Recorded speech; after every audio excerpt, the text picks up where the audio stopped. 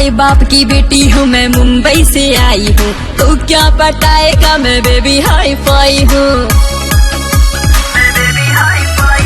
बड़े बाप की बेटी हूँ मैं, मुंबई से आई हूँ, तो क्या पटाएगा मैं बेबी हाई फाई हूँ। आरा के आवारा ही चैलेंज तोहके देता ना, तोहरा के हम पटौनी ना तो एक बाप के बेटा ना,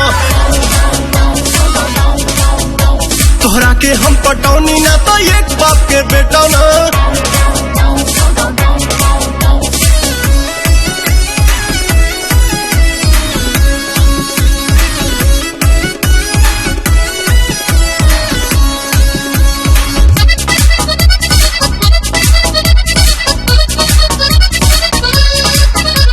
सीने से सटाना, गले से लगाना, इतना भी इजी नहीं गर्लफ्रेंड बनाना।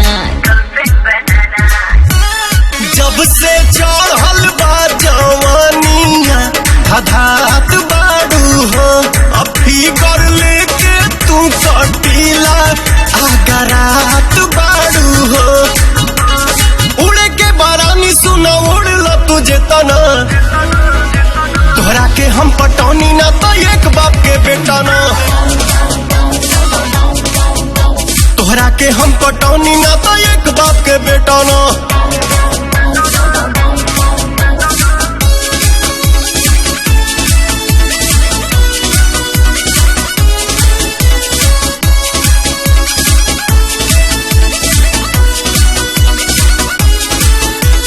जा रे जा दीवाने, तो डालना ऐसे दाने, तुझको भिजवा दूंगी वरना मैं पुलिस थाने।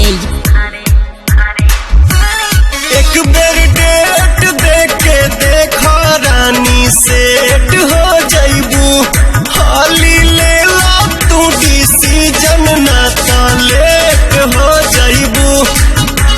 लड़की हो लड़की रह भौंका जानिए तना, तोहरा के हम पटौनी ना तो एक बाप के बेटा ना, तोहरा के हम पटौनी ना तो एक बाप के बेटा ना, तोहरा के हम पटौनी ना तो एक बाप के बेटा ना।